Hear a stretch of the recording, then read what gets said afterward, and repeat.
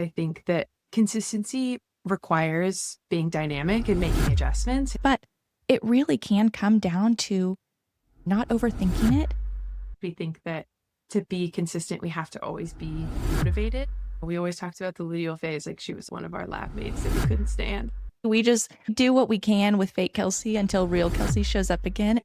I haven't even looked at a carb today. Of course I'm unwell. And that should be something that we look at that's like really freaking cool. When you're like thinking about the more that we can kind of come together and support and have like really beneficial and respectful dialogue, I think is going to do nothing but drive the whole field forward.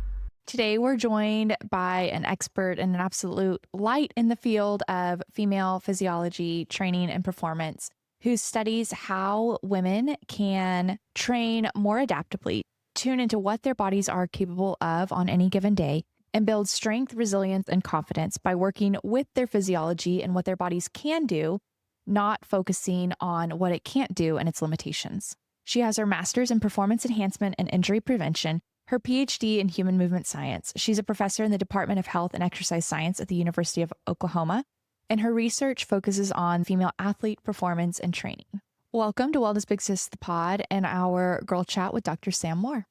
With the new year, a lot of girls are rechecking in on their exercise routines and wondering, is their current exercise routine what they should be doing based on their female physiology? So let's maybe start there. What are some of your, let's call them pillars, I guess, that all women need to be focusing on during their exercise training and overall exercise routines? I think it really is about the basics, the things that we hear a lot. It's important to have and fitness or cardio components in there. And I have been, patient zero for only focusing on one for a long time. After college, I only lifted. And then, there was a while where I have a Peloton in my garage, so I would only do cardio.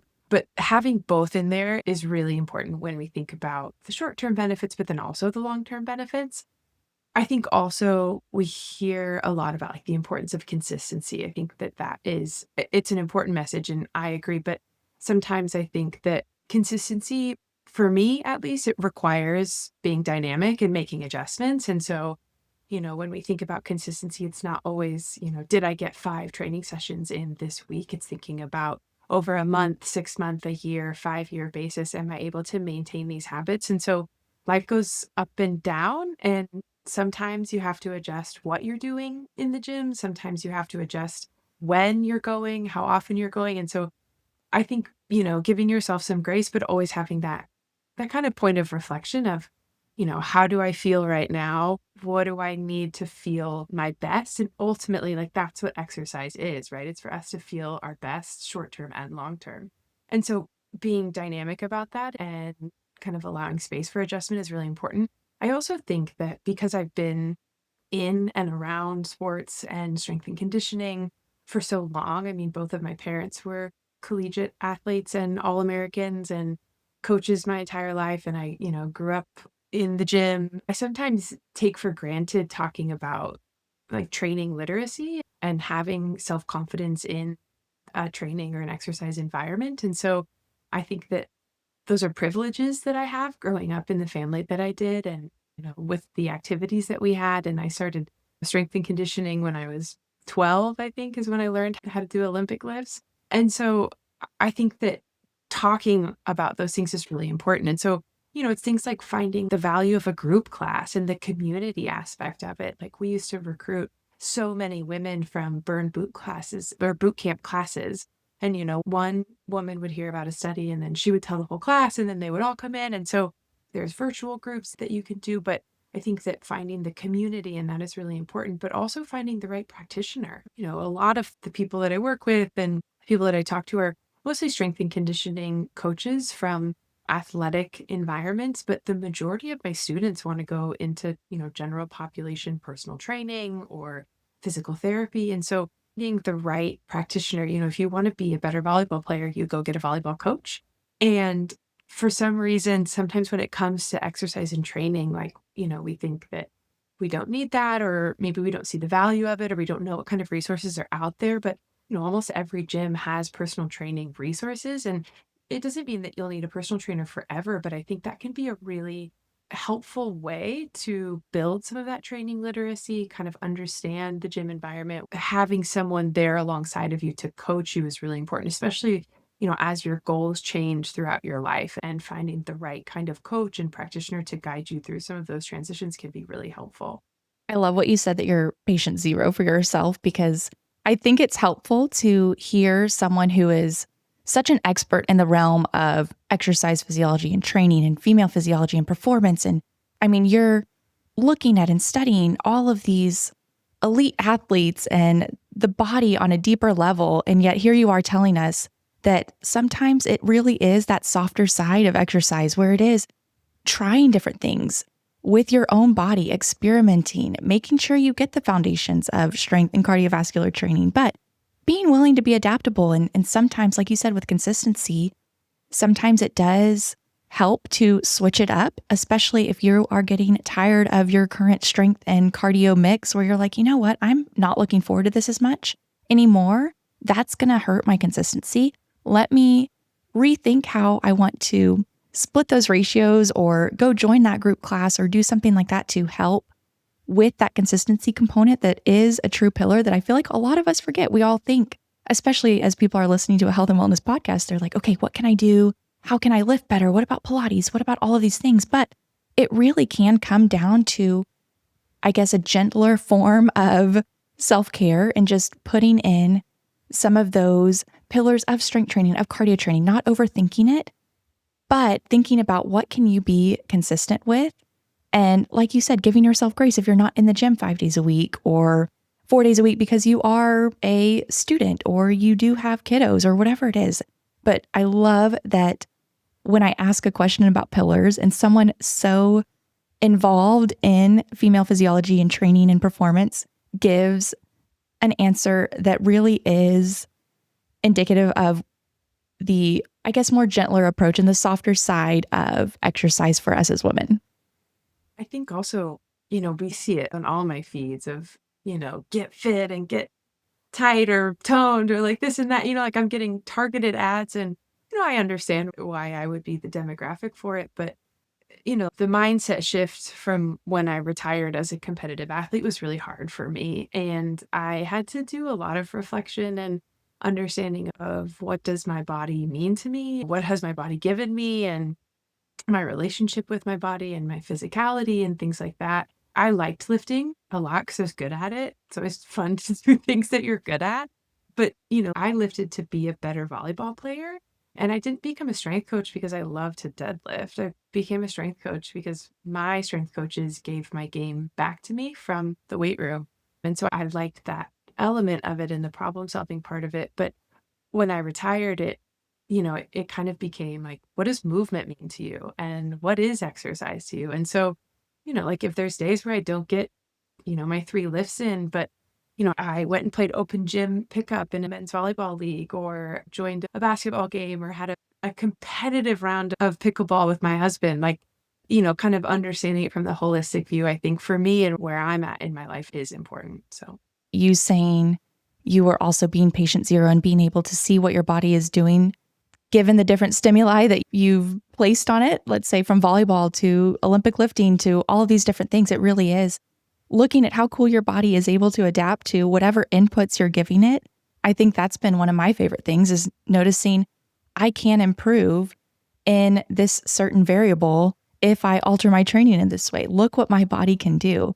And I think part of that helps with that consistency component that you were talking about too. The reason that I feel like a lot of young girls train is either for their sport. Like you were saying, you were training to get better at volleyball. But then as soon as that goal is taken away, whether through retirement or injury or something like that, or as soon as people's goals of body composition changes, as soon as those start to not become as motivating anymore, what are we relying on? And I feel like that's where that long-term health and wellness, that mindset shift component comes into play where you're like, look what my body has been able to do.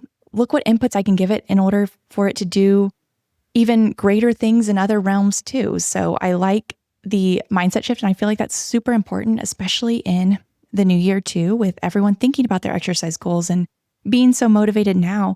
What is going to be that intrinsic motivator, that factor that keeps you consistent with your exercise routine. And for me, I think mine mirrors yours. It's like, look what my body can do. Look what it's capable of doing. Look what I can do now to help it long term in the future. Less so about current performance goals, although those are great too, and less so right now about body composition goals. Again, those are also great too. But I think that long term, I guess, love of movement comes from realizing what it does for me, for my body, and for my health long term. Completely. I also think like on that, like I would love to say that, when I get up in the morning a little extra early to go to the weight room or hop on my bike in the garage that I'm like, this is for health. It's because I'm so healthy and I know how important health is. And in reality, it's like I have to make up crazy situations in my head that I'm like in a bike race. Like, I'm not gonna do a bike race, but when I'm on that Peloton, I'm racing somebody. I'll come in and I'll like really overdo it. My husband's like, what's wrong? I'm like, I just saw somebody on the leaderboard and I just decided to chase them today. And obviously I didn't get there or whatever it is. But I think finding goals too, I like accomplishment. I love the grind for sure, maybe a little bit too much sometimes. And finding new tasks to master is fun to me. I have a friend who we were talking on the phone. She was like, yeah, I joined this run club. I'm so nervous about it. And I was like, oh my God, we've been friends for years. I had no idea you liked running like that. She was like, I don't like running. So I joined a run club. I'm like, I love it. Like, or, friends that like, I want to learn how to Olympic lift or, I want to play a pickleball tournament or something like, kind of figuring a little bit about how your brain works can help so that in those moments when you're like, I'm so tired, it's still dark out. I don't want to get up. I don't want to do it. My back hurts. Some of those situational parts of chasing down some new goals or learning a new skill, I think can be really exciting. And then I think also I've, in my older age, had to be a little bit more cognizant of tracking, like, how do I feel before I go and train or exercise, and how do I feel after? And then sometimes you have to kind of trick yourself into it. Like, when you're tired at the end of a long day, sometimes stopping off at the gym is the last thing you want to do. But if you know that you're going to feel a little less exhausted after you finish because you know what to do that day so that you don't feel as exhausted, that can be, it seems a little counterintuitive up front, but the more kind of evidence you have to say, every time I'm tired and I go to the gym, I can leave a little bit more energized. I think sometimes those things can help bring up that motivation when it's not there to maintain consistency. I think that also leads well into your concept of athlete availability. Can you dive into that a little bit and how it might differ between your elite athletes and your collegiate level athletes competing at the highest level compared to us who are more sort of everyday athletes? Yeah, so the concept of availability, we used to say it in strength and conditioning all the time of like the best ability is availability. And essentially that just means, the more that an athlete is available to train and compete, the better that they're going to become. And then from the team aspect, like as soon as one athlete gets hurt or, needs modification in practice, the demand of all the other athletes that are still on the field goes up. So, we kind of look at it as like a domino effect of the biggest predictor of injury is previous injury. And injury is the cause for like 80% almost of athlete unavailability. So as soon as one athlete gets hurt, now they've got an increased risk of future injury, but then the load on everybody else at practice goes up. And so now the rest of the team is a little bit more fatigued, their injury risk goes up. And so sometimes when you see teams that are, we call it like bit by the injury bug, it's really a matter of availability. And so in my dissertation, I wanted to know kind of across a large cohort of female athletes and then specific to sports, what are the factors that make a female athlete more resilient to unavailability than others? And then, long term, can we start to use that for more like predictive modeling and then also for a strength and conditioning coach? When a freshman gets to campus, what testing can we do and how can we kind of flag athletes that might be at risk of low availability and improve some of the values that we know make them more resilient sooner so that we can, you know, decrease the likelihood of injury before we get there. And it was really interesting. So, a lot of the specific metrics were kind of different between sport types. But, when we think about how that might be applied to general population, it was a really interesting question. No one's ever kind of asked me to posit it because I always think of athlete availability from a very scientific standpoint and then also like a administrative of like load management. And from general population, I would say it's kind of a combination of things we've talked about a little bit already of, you know, consistency and motivation are two different things. And sometimes we get them confused. We think that to be consistent, we have to always be motivated. And that's really, find one person who's always motivated to go and work out, and I'll give them $1 because that is not me. And it's nobody that I know. And so, what are some strategies that we can use in our life to maintain higher training availability, right? To be able to improve that consistency of when we're exercising. I think a lot of it is planning. So understanding how you feel and when you feel certain things like, I know that I teach an 8 a.m. class on Monday and Wednesday. And usually that means I get to the classroom, especially if I'm teaching a lab that day around like 7. So that means that if I'm going to exercise, I need to maybe even be up as early as like 4:30 instead of my normal 5 or 5:15 alarm. So by the end of the day, I'm a little bit more exhausted than I am on a day when I don't have to be up that early and I don't have to spend a few hours teaching in the morning. And so that means that I'm probably going to plan like my harder training days on Tuesday, Thursday, Fridays compared to Monday, Wednesdays when I know I'm going to be a little bit more tired, or I'm going to bring a snack, an extra snack in the afternoon because I know that teaching is more exhausting than, writing a research grant or a paper or something like that. And so planning some of those things is really helpful, but also what we were talking about of kind of how do you feel before versus after, and understanding, that attunement to biofeedback of how do I feel? So if I slept really poorly, why did I sleep really poorly? And then what do I need in this moment to feel my best or feel better than I currently do and set myself up for tomorrow? And sometimes that is just like to go home and go to bed.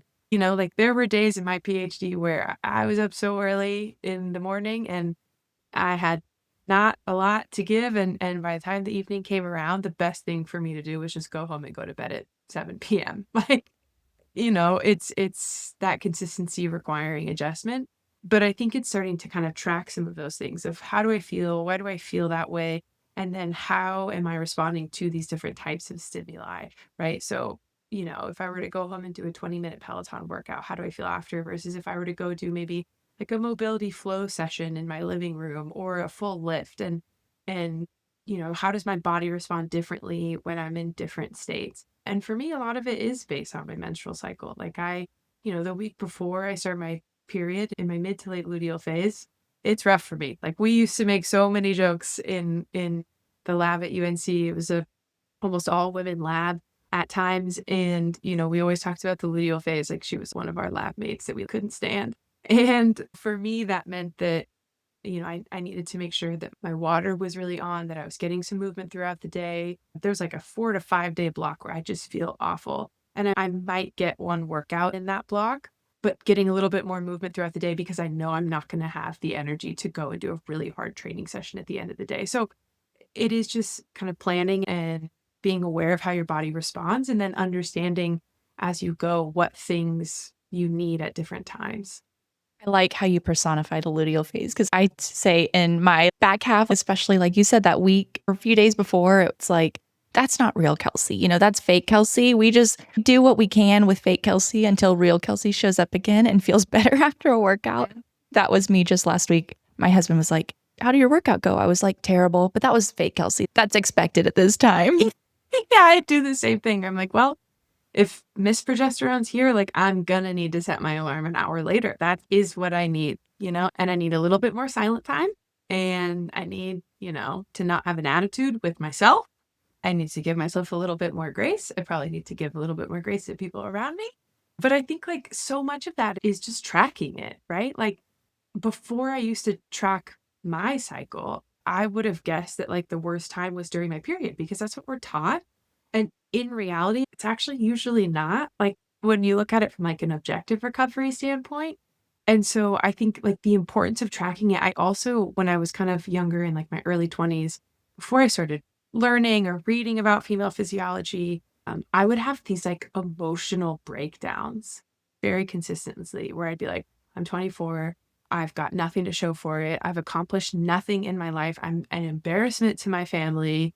I don't even know how they let me keep the family name. Like, what have I done in my life? What do I have to show for these 24 years I've been alive? And then I would start my period like 6 days later. And I'd be like, Oh, I guess I have graduated college.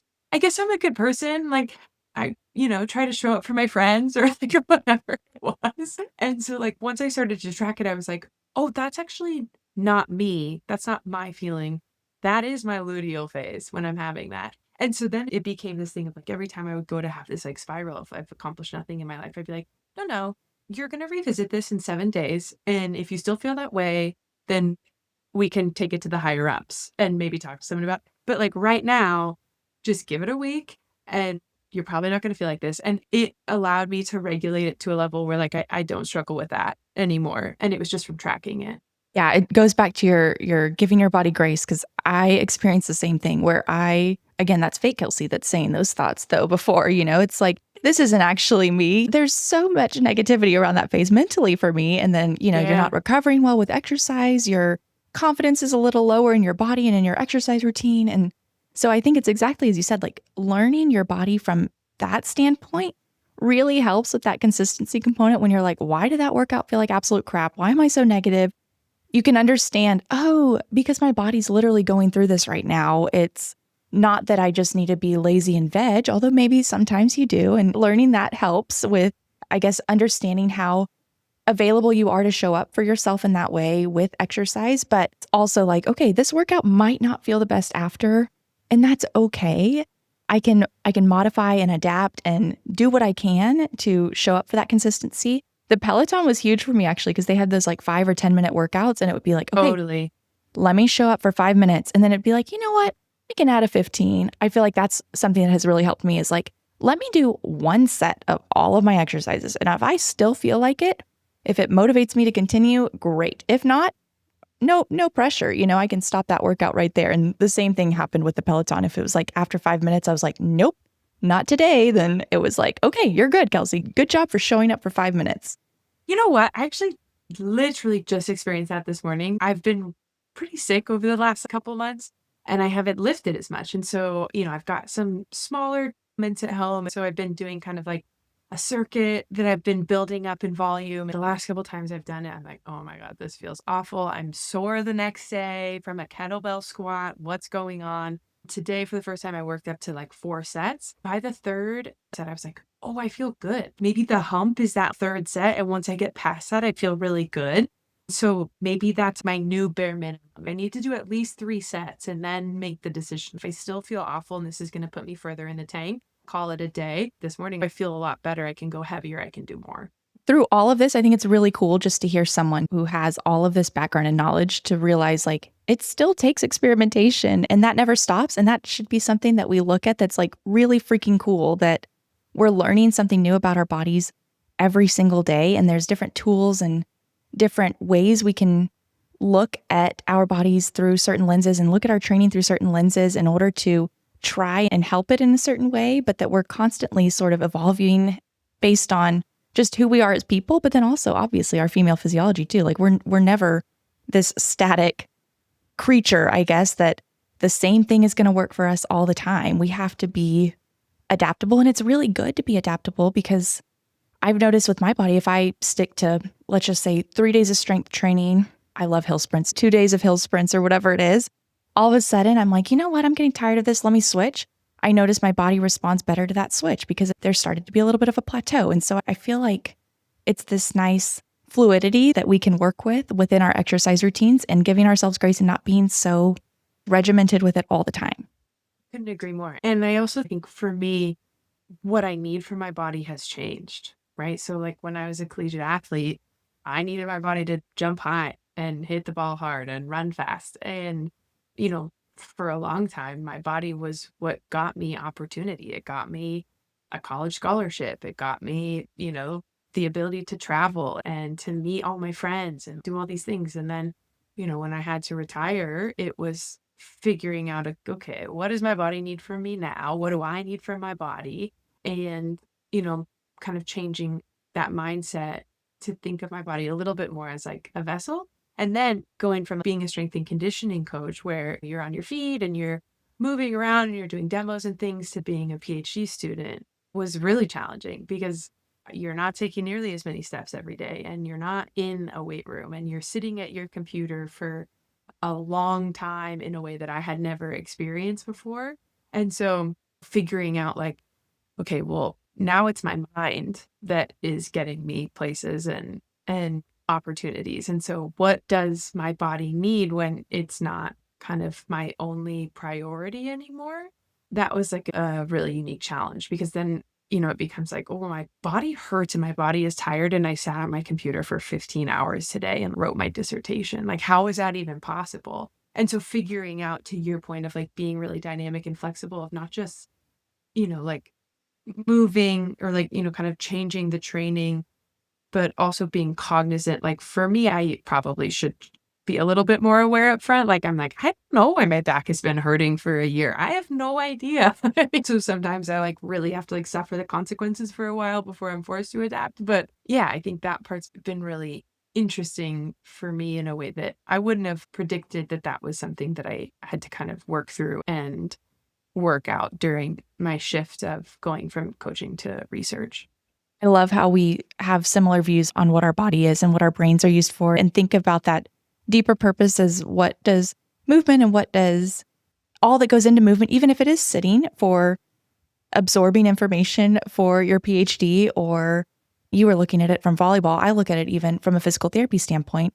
I look at a lot of people's function. So it's like, hugging your loved ones, your body allows you to do that. So I feel like I'm mirrored with your views, I guess, of thinking on a deeper level, what does my body need right now in order to help me with whatever function or goals I have, whether it is for your strength and conditioning job, whether it's for being a student and making sure your brain was healthy for learning all of the information, and just thinking, I guess, a little bit outside of what everyone thinks of as movement and exercise, building muscle and bone mineral density and all of these things, and cardiovascular health. Yes, but what are your greater goals and greater reasons for that? And that's where that adaptability might have to come in. Yeah, no, I agree. I think I've talked about this example on a podcast before, but I remember when our athletes came back from being home for COVID and they were taking classes online. And then when classes switched to in person, we saw a massive uptick in their fatigue. One of the athletic trainers was like, you should look at their Apple Watches and see how many steps a day they're getting. It was because the change in taking classes in their dorm room to taking classes in person was like an extra 3 miles of walking a day. I was lucky that the strength coaches that I trained under when I was younger were really holistic in their view of the athlete as this holistic system, thinking about the global load and what that looks like. I just got an alert from my Oura Ring the other day that was talking about how my training frequency is really good, but my daily movement isn't good and my inactivity every day isn't good. And so I was thinking to myself of like, man, if I didn't know how physical activity and exercise are different, that would be such a confusing thing to hear.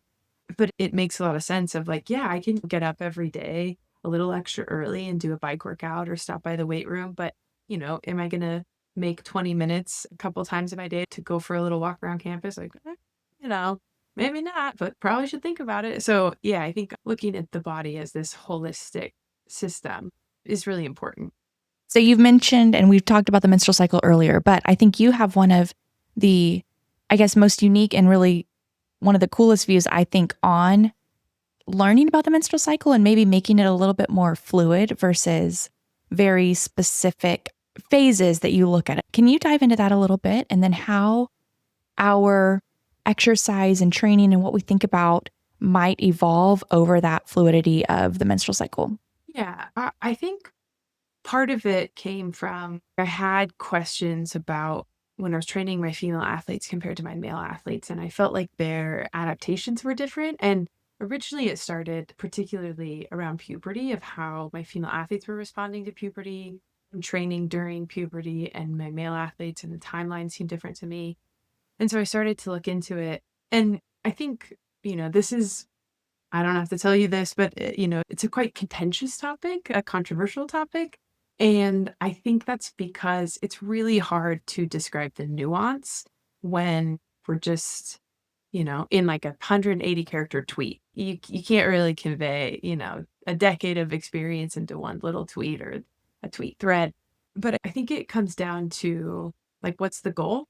Right. And so a lot of the confusion is around the difference between acute performance and capacity for adaptation or training adaptations. And so almost all of the data that we has, they say that women can perform at the level that they need to on any day of their menstrual cycle. And I would agree with that in my personal experience as an athlete and the athletes that I've coached. But when it comes to training, particularly from like a strength and conditioning standpoint, you're taught a system, we call it like the fitness and fatigue model. And so you're balancing how much stress you put on the system and then allowing the system to recover. And that's what creates that compensation. So, you have the system lift the heavy weight. And then, there's this inflammation, that the alarm period, right? And then the body responds. And so it adapts and it grows stronger so that then, your baseline is higher, right? That's kind of the general adaptation syndrome and then the fitness and fatigue theory. And so when we're learning about that as undergrads and even as like master's students, you're learning about it through this lens of essentially male physiology of like, we're always assuming that, the first starting default physiological state is stable and that it's ready and it's recovered. And I think that's the part that is different.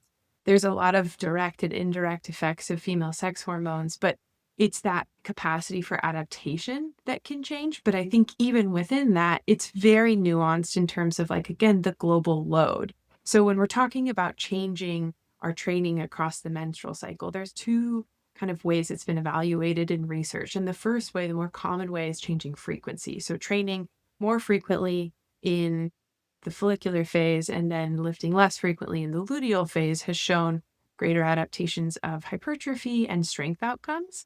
I don't think that that's a crazy strategy, especially for general population, especially knowing like sometimes how bad we can feel during our luteal phase. Again, the research doesn't say that a woman can't go lift or that she's not going to get benefit from lifting in the luteal phase. It's just to say that, some of the direct and indirect mechanisms of those female sex hormones allow for greater hypertrophy and strength adaptations in the follicular phase. Now, again, with that being said, there's also the second kind of modification where in a team setting, I can't tell half of my volleyball team, like, you're going to come in every other day this week, and the other half, you're going to come in once a week. And so that's when I had the idea of instead of changing the frequency, can I change the training variables? So, you know, in strength and conditioning in the modern day in elite level athletics, they're all on different programs. Like they've all got different 1 rep maxes. They've all got different, key performance indicators that they're trying to improve. We're returning some athletes from a concussion or an ACL or a shoulder surgery or a bone stress injury, or I've got freshmen that have never been in the weight room before. Like they've all got these different variables that we're modulating to get them where they need to go with respect to this greater annual plan of like, are we in season and they're in practice for, 12 hours a week and they're lifting once or twice, or are we in the off season and they're lifting, with me for 6 hours a week, or, all of those things go into it. But, how you design this training program, it's not to account for this acute performance every day. And so I think that's a common misconception. It's to balance the amount of load and the amount of stress you're putting on the system and allowing for recovery. And so, if you have an athlete like in volleyball, if I had a setter that had 350 jumps in a 5-set match last night, I'm not going to bring her in the next morning for, a max power lift, right? Her system is inflamed. It's in the stress state or the alarm state. And so it's kind of similar with the menstrual cycle. Like there are times when at default, we have higher inflammation, and it's not that, we're going to not get any adaptation over it. It's kind of just thinking about the menstrual cycle state as another guiding variable. And so, some of the things to consider are like, what are the training goals, right? What's the training age? Like if it's a really young training age, it doesn't really matter what program you put in front of it. Like the athlete's going to adapt to it. The population part of it is really important. Like I don't change my training across the menstrual cycle because I don't really need to. Like I'm not training at a clip where it's going to impact my adaptation. Like I'm, doing, like you said, 3 to 4 Peloton rides a week, 2 to 3 lifts a week. 3 would be ideal and amazing, and my schedule really allows for it. 2 is probably more realistic most of the time. Like that's not a training schedule that's going to totally deplete my gas tank where I'm not going to adapt. And so understanding what is that training age? What's the population here? What are the training goals? What's the current global demand on that system? And understanding that kind of effect of training and the importance of that long-term consistency. And so if we're thinking about it in more of a general population context, if training less frequently in your luteal phase, like only once or twice a week, and training every other day in your follicular phase, if that makes it more feasible for you to go because that's when you feel energy and this is when you feel fatigue, then over the next 6 months to a year, if it's going to maintain your consistency, then I think you should try it. I don't think that we have to be pushed into the rigidity and the polarization because sometimes the instruction of it should be individualized. Well, all training should be individualized. For strength and conditioning at the elite athlete level, it all is individualized. And so understanding as one individual, how do I feel at these different times? How does my body respond to these different types of sessions at these times? And then in the acute term, do I feel better? Do I feel worse after these training sessions? And in the long term, am I reaching my goals? Am I able to maintain the consistency of training patterns over 6 months to a year? I think that can be a better place to start than being forced into these kind of rigid structures. I love the fluidity and I love too how you focus on what our bodies can do and have more capacity to do during certain phases. Like you said, train more frequently in the earlier phases versus the later phases. That's okay. And we can maximize what our bodies can do versus saying we should limit something because our bodies can't do it. That's not true. We can do it. Like you said, women can perform at that level, whatever it needs to be. But when we talk about day to day consistency and day to day training and things, I like that you focus on what can we do? What can we get our bodies to do in that phase to maximize it? And what might we need to pull back from because maybe we need a little bit longer recovery or I adapt load typically in my luteal phase. I'm not necessarily a frequency person, but I found that load modifications, I'm definitely not going to be lifting as heavy. I might not be doing as much single leg work. I'm just basically showing up. And it's not really for any other reason than to have that consistency. I'm not necessarily going after a certain goal with my training at that point. It's more of just like showing to myself that I do have that ability and that capability to exercise and to move and to work towards my body and my health in that way versus focusing on a certain objective measurement or training goal. Absolutely. And I think I've had athletes where they, in the luteal phase when they're so tired to prepare themselves for, a practice or something, like they were like, I need to come in and lift heavy. I'm like, okay, if you feel great, like, let's do it. Maybe let's cut the reps down based on like what your whoop says you slept last night or something like that, or your readiness score. But if you want to come in and lift heavy, then let's set you up to do that. And so is kind of figuring out like, what's familiar for the individual and what makes them feel successful, and then what's unfamiliar. And so, usually I would try to like progress them in whatever capacity is familiar for them first. And then, once you build some trust, then you can start to progress some of the qualities that are a little more uncomfortable and a little more unfamiliar. Like, when I worked with volleyball was ready to lift heavy all the time. They were not going to want to do more than 5 reps, but they could deadlift a house. For soccer, they were like, I don't even want to look at the 20 plus dumbbells. Okay, I'm going to stay down here with my 15s, but I'll do 1,000,000 reps. And so, building up their volume first and then kind of bringing it back and pushing the weight was a way to like, you know, get a little buy-in, show a little trust. And it is figuring out what makes them feel successful, especially when you're like in an in-season context where lifting is the priority, right? It's very supplementary. It's not a huge amount of the week. When you're in the off season, you're obviously spending much more time in the weight room. And so lifting is a much higher priority during the window. And so, that's the time when you're really chasing some of those bigger adaptations. But, to your point of, if the load is the thing that you adjust and, by adjusting load, it means that you're able to maintain your frequency over a 6-month period, you're going to get stronger. And so, yeah, I mean, I think it really depends on what's the goal that you're chasing and what's the thing that you want to improve. And then what's going to allow you to train at the level where you can achieve it. And stay consistent with it. Like you said, I mean, this is aside from, like you said, performance goals. I mean, if you're marathon training, if you're doing things like that, if you have this specific date and end goal in mind, things are going to shift a little bit. And I'm sure your recommendations might shift a little bit. But for someone who is just looking for, I guess, overall health improvements in whatever metric that means for you, whether it is cardiovascular capacity or body composition or whatever, I feel like exactly as you said, being adaptable and understanding that one training session or one week during your menstrual cycle where you have to decrease frequency because that's just what your body feels best at is not going to derail you completely. It is about learning what fits for your body, your schedule, and also giving your body, like you said earlier, giving it grace. Because for me, I have learned and I actually really like when I get to adjust load in my luteal phase because I'm like, oh my gosh, thank goodness.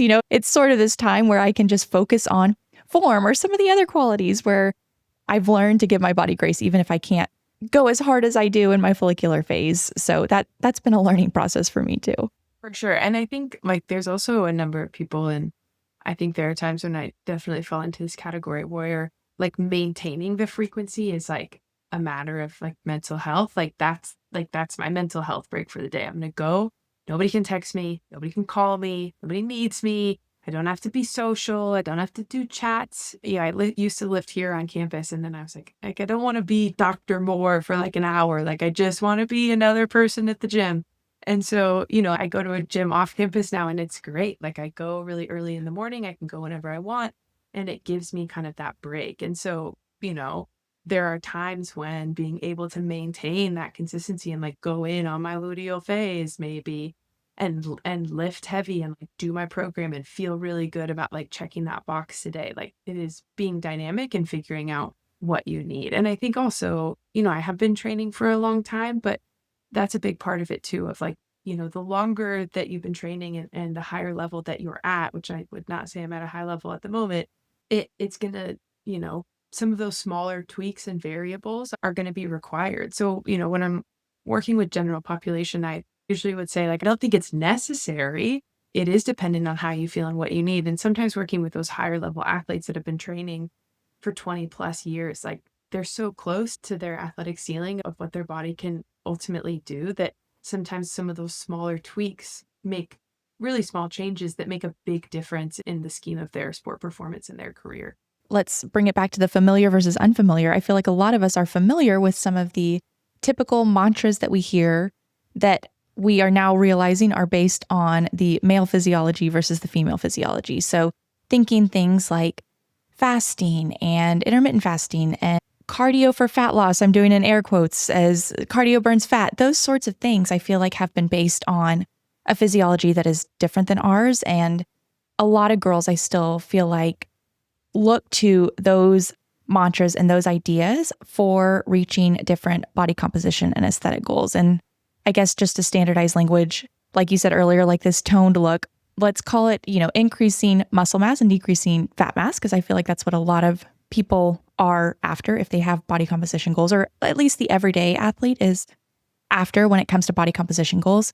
So can you talk a little bit about just how our bodies as women differ from maybe a metabolic standpoint when it comes to something like body composition compared to the male physiology? So it's the process of losing fat and gaining muscle. We call it body recomposition. And it's quite hard, to be totally honest with you, when you think about like what are the physiological systems or processes that are required to lose fat mass, and then what are the systems and processes required to gain muscle mass. They're kind of in opposition.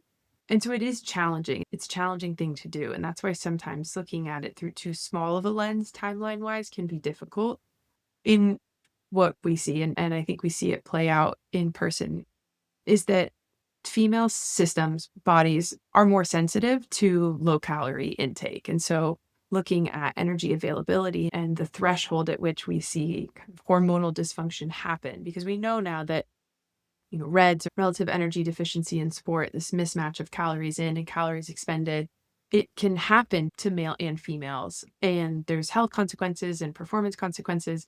But I think because of some of the kind of prior work on the female athlete triad, we really focus on the female part of it, but it can happen to both. And in reality, the threshold of energy availability that it can happen at for females is much sooner. And so we are more sensitive to that low calorie intake. And there's even been some really interesting research that talks about within day low carbohydrate availability. And so, the fasted exercises is always tough because I think it's easy to talk about what we know from science, but also life is hard. And there are some mornings, like usually if I don't get my training in before 8:30 in the morning, it's unlikely to happen at all. But sometimes when I get up at 5, food is the last thing I wanna eat, and, I forgot to pick up my protein shakes at the store, and I don't want to have to eat a banana, or all I have is a sourdough English muffin, and I'm not gonna down that before I go ride the bike for 45 minutes, and so I'll just put some electrolytes in my water. It's not ideal, but I think the balance of science and real life. So I think that's a big caveat, but in the science perspective, the within day low carbohydrate availability is really negative for females in a way that it doesn't affect male physiology in quite the same way. So there's some research that says even just going like 2 hours without carbohydrate availability, so with like low blood sugar, can be enough to start to induce some of the hormonal dysfunction. So I think when we're talking about like what are the differences metabolically, not eating enough calories and metabolic suppression with females is a much bigger issue because we don't have as much resiliency to that.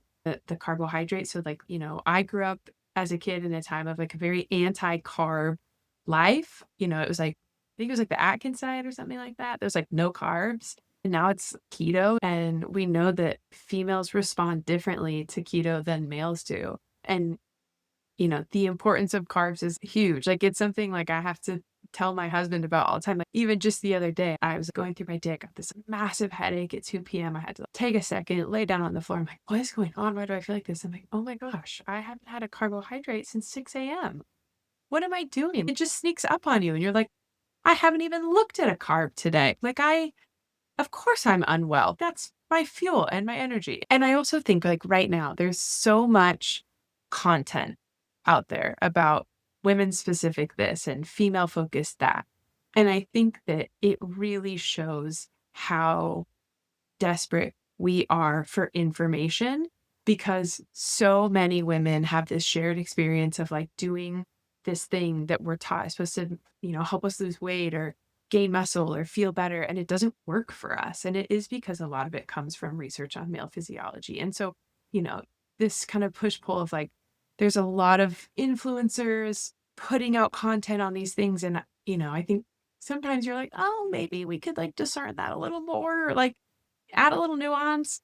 But I think it's like part of this like bigger collective push and need and desire for information. The last thing I would say is kind of not shying away from heavy progressive strength training for the short term and the long term. I also grew up in a time where I don't think it's as much of an issue. Maybe correct me if I'm wrong, you might have a better pulse on it, but like the bulky fear, like, female athletes thinking that if they lifted, they were going to get bulky. I would love to be bulky. I've been trying to get massive delts since I was like 15. And it is just really not in the truth of our physiology. Like it would be nice if I had like massive rock delts. Like that's all I've ever wanted. And I do so many shoulder circuits and it's just like is not in my truth. Like we're not gonna get bulky in that way. And so, like I think any resistance training is better than nothing, but the progressive resistance training, I think we go in and out. Like there'll be times where it's really cool to lift and there's a lot of women lifting and you go to the gym and you see it. And then we'll go through waves where it's more cardio and stair stepper and things like that. But I think kind of maintaining those things, those are some the big concepts that I would say are probably different. When I had Dr. Katie on earlier in 2025, I guess it was last year, she was the one that had mentioned fueling before a workout. And it was new information to me. I mean, you always hear like, oh, eat something before your workout. But for me, I kind of need to understand the deeper why behind it before I'm able to like really put it as part of my routine. And so ever since she told me, I was trying really hard to do that. But like you said, mixing that real life and that science, that's one of those where I'm like, okay, I am going to try because I am working to build muscle, my strength training. If I want that to be as effective, then I want to cue my body that I have enough fuel for the loads I'm about to place on it. I understand that now. But I think, like you said, it's a balance between that real life and that science and trying to do what you can to sort of like have that Venn diagram and meld the two within your own life. I think it's important. So I I love that you mentioned I guess again, the adaptability and the flexibility that you have to have as a researcher and as a scientist, but mixing it in with your everyday life as well. And as far as the fear of bulking, I think we still have that a little bit with the Pilates princess sort of movement and wanting, how do I get long, lean muscles? And sort of these sort of descriptive words I hear a lot.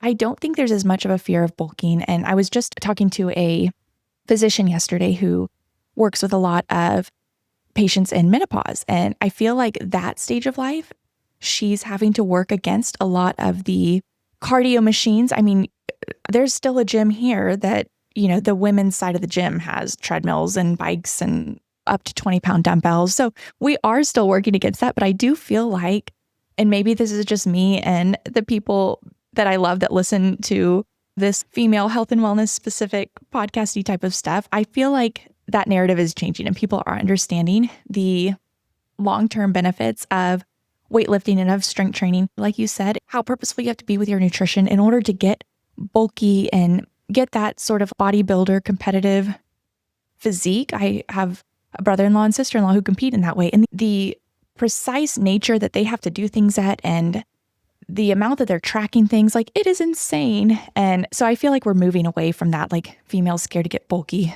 Same with creatine, creatine makes you bulky. Like that's what all the gym bros used to do. So I feel like we're slowly moving away from that. But that's why I love having people like you on to sort of clear the air a bit and be like, hey, listen, I've been trying for this for years and years and decades, and it is just not my truth. I think one of the reasons that I come from things from such a dynamic perspective, like I can't remember routines to save my life. Like I was just talking about with my brother when I was home for the winter holiday. He's like, yeah, I always put my left sock on, right sock on, left boot, right boot. Like, what do you do? And I'm like, I have no idea.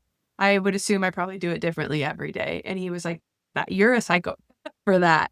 And so, I think for me, like I have to be dynamic about it because I can't the routine. Like I've tried to put the Post-its around, lay things out. Like, if you go to my house, there's so many Post-its around the house. And most of them are from my husband being like, don't forget your lunch. Like, don't forget to put the coffee creamer back in the fridge, or like, we have to throw it out. Like, one last thing, did you get your computer? Like he's had to bring me my computer at school so many times. Like it's routines are, I have a lot of skills and a lot of strengths. Routines, not one of them. And so for me, like, when I was younger, especially when you're a college athlete, you're told everything about your life. You don't have to think for yourself. You're not registering for your own classes. You're not going to buy your own books. You're told what shirt to wear and from what time, and you're given your food and you're told what food to eat. And when we would get in trouble, then we would lose the extra pasta sauce. We would only get the marinara. We would lose the Alfredo sauce because we were in trouble. So then you didn't have any choices. You only had chicken and marinara. Like everything was scheduled for you down to the second. And leaving that, like I was like, when am I supposed to shower? Is that a everyday thing? Is it like just in the morning times? Like I when am I supposed to do that? If I don't exercise that day, when do I shower? Like that was a really hard thing for me. How to grocery shop was really hard for me. And so there's like all of these like life things that my husband is like, he's like, you're super smart at what you do, but sometimes I don't know how you make it through life. One of my biggest fears, unintentional tax fraud. I'm like, what's happening there? I don't know. I can't remember how to do it every year. And so I have to be really dynamic because when I was younger, I would get really upset with myself that I couldn't follow a strict routine and I couldn't, get 5 minutes of sunlight and then drink my lemon water and then be in front of the red lights for so long and then do my journaling and not look at my phone. Like I can't remember. And so, if I have kind of like a bigger picture concept of what do I want to accomplish and then a lot of routes of how to accomplish that, for me, that's going to be more successful. But it did take me a long time to be able to understand the value and the need to give myself grace in that and to understand like I can still be a successful adult and not know how I put my socks on every morning.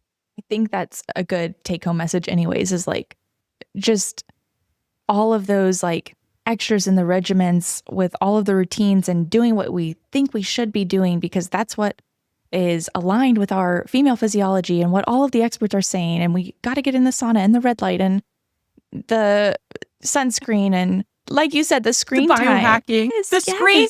the blue light. We got to limit the blue light. All of this just gets overwhelming and hard to, I guess, sift through a little bit. So it's, I think, nailing the foundations and knowing that those foundations might change and they might alter in frequency over the course of your entire life and throughout all the different phases, whether or not you are up on your feet and moving, or a student, or a mom, or you're super busy because you're having to finish all of your stuff for your PhD before you have to present everything. Like, there's so many different life phases, and there's not like one right way to do everything when it comes to exercise, when it comes to training.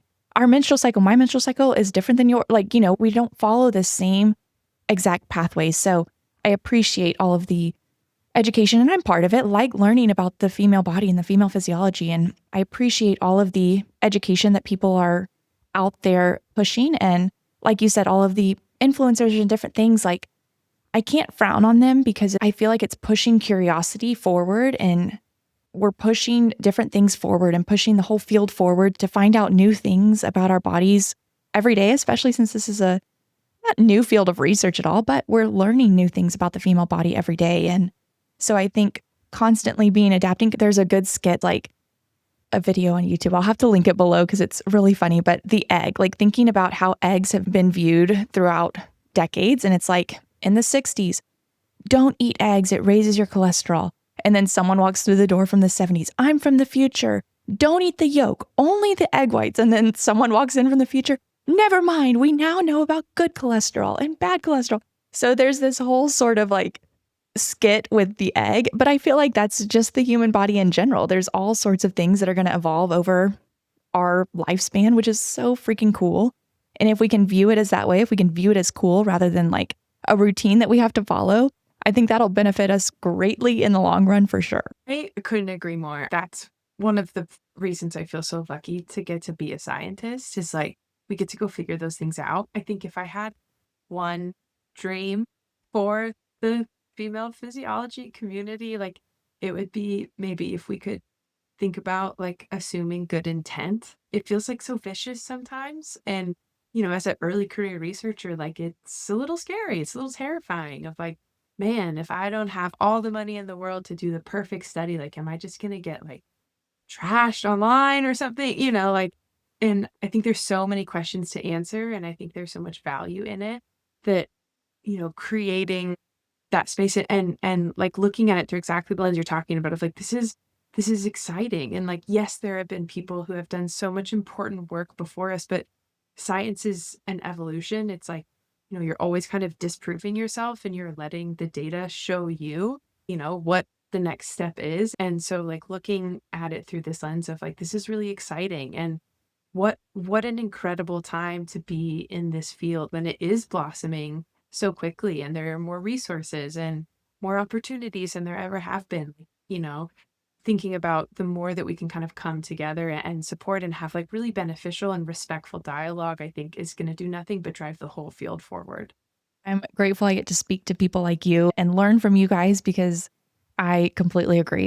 And I guess coming from your industry and just being at this extreme level of science and research, what percent of your education and your research paper is critique versus like, good job doing this? I feel like majority of it, like the people that you're presenting to, I'm sure it's like they're picking it apart to say, oh, why did you not do a double blind for this and this? And like, why did you choose to randomize this, but not that? Like all of these critique based things. And I think as the general public, we can adopt that a lot too, where it's like, oh, well, they did a study on 10 people. Well, that's not big enough for applying it to the masses, but it's all these little markers that just move us closer and closer to understanding things on a deeper level. And I just think, like you said, we can take off those critique glasses a little bit and just see all of the progress that's been made for what it is. And that's just pushing us forward and pushing what we know about the female body forward and about the human body in general, because there are differences, but there are similarities. And it's cool to see all of that come together. Yeah, I think part of it is like academia is kind of built for critique. And, like I had to learn how to not cry every time I got reviewer comments. And, some reviewer comments are really, really helpful. Some critiques are really helpful, but I think it comes from a place of like every study could be better, I'm sure. sometimes a master's student needs to learn how to write a manuscript and do a study. And not every study's going to flip the whole world on its head. But I think coming at it, like if we can assume good intent, that we can still ask those questions, but we can ask it from a place of respectful curiosity. And then, I don't know everything. I feel like I barely know anything. I was really disappointed when I defended my dissertation. I thought I was going to be so much smarter and so much better than the person I was yesterday. And I feel the same. I thought I was going to, I was a doctor and it's pretty anticlimactic. And so being an early career researcher, but being a scientist at all, the whole ethos of it is to always be learning. And so to be able to create environments where we can have that really respectful dialogue and be curious and kind of ask questions. Well, how come you did it this way versus that way? And sometimes it's resources and sometimes it's personnel and sometimes it has to do with the research question. And, I'm not fully understanding kind of what the constraints are, what the goals were. And so to be able to learn from other people's experiences will do nothing but push us all forward. I feel lucky. I think that a lot of the scientists in my generation that are going from graduate school into early career positions, I feel lucky that I've been able to befriend a lot of them and to be able to create that where, like we'll call each other and be like, hey, have you used this ovulation kit? Like, do you know about it? Because I can't find anything online. Or, how did you use these testing strips? Or what bloods did you look at? And how come you didn't look at this one? Do you have a test for this? Being able to rely on each other is really important. And then also, I feel so lucky that I've been able to find mentors above me that have been incredible. I mean, Dr. Katie's a huge one. We were just on the phone the other day and I was like, it's not what we're supposed to be talking about at all, but I'm like, hey, what do you think about this study idea? Like, do you think I could fit it in here? And she kind of gave me some tips. Abby Smith Ryan single-handedly changed my entire life. Will never be able to repay her for what she's given me and the opportunities that she's given me and the person and the scientist that she's made me into, my committee and like finding people in applied field. Dr. Georgie Brunville is doing research with elite level athletes and how do we kind of balance that applied sport and academic scientific, productivity side of things. There's so many researchers that are willing and want to be helpful that, when you find them, it's really important to definitely, hold on to them for sure. Well, my hope is always that this podcast in this space is one that just, I guess, fosters female curiosity and lets people show up as whatever and whoever they are and learn in whatever way they can and take what resonates with them and what they feel like they can apply to their own lives and have questions on what comes next. And I'm just grateful for you for coming and sharing that and being a part of that and just being one of those people that is pushing the field forward and willing to translate what even you're doing in the lab and your research and your teaching and all that you've done, like your history leading up to where you are today and helping to translate that for me and for the general public. Like, I love it. Speaking to just the female camaraderie, I mean, I am grateful Dr. Katie connected us because I feel like now I have another friend in the field and someone who I can, talk to about all of this kind of stuff that interests both of us. And we have such similar views. So I'm grateful for that. And I just love that.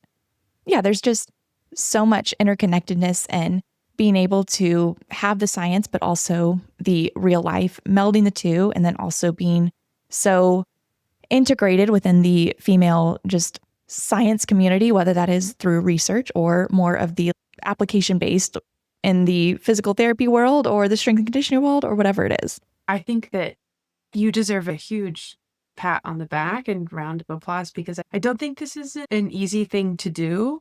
I don't think this is an easy time to probably put yourself out there and put content out there. I at least feel like there's such a pressure of if I were to produce content about my lab and the work that we're doing and my students and things like that, it has to be perfect. You see the work that other people are doing and the resources that they have. And so, I think a big kudos and a big thank you to you for creating a space where, as scientists, we're not trained in translation. Like we're trained in like scientific writing. And, I was lucky that I had a really amazing PI that also gave me so much feedback and coaching on, my presentation voice and my presence and my slides and like all these different things. But, like we present at like academic conferences to like other researchers, for you to create this really welcoming space for someone like me who is, a little younger in my career to be able to come and share and, give my perspective. And, you did so much research on like in preparation for this interview. And that always feels amazing because then I feel like I'm really in my bag and like talking about what I want to talk about.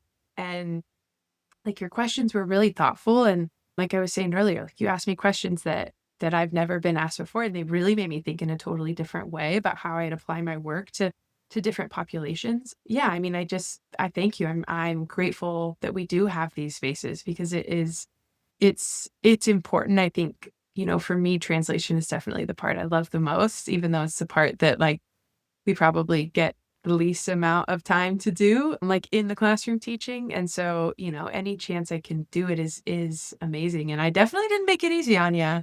So yeah, I just wanted to thank you and say that I'm really grateful for this time in this space.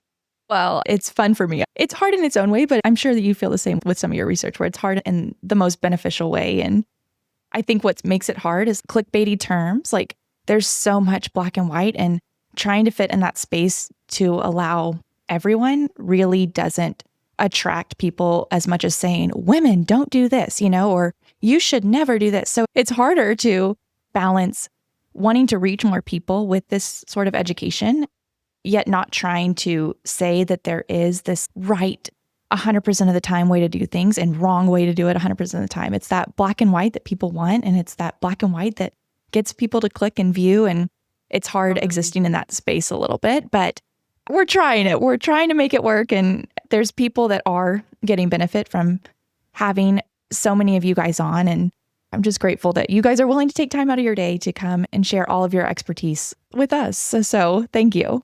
Yeah. Thank you so much. It was so fun. Well, I hope you guys learned so much from Dr. Sam. I'll leave the link to some of her research articles below, the egg video that I happened to mention that I'm going to have to leave the link below. But I hope you guys learned so much. I thoroughly enjoyed this conversation, and I hope you guys can take what Dr. Sam said and apply it to your own lives in some way. So thank you guys so much, and I'll see you guys again on the next episode of Wellness Fixes the Pod.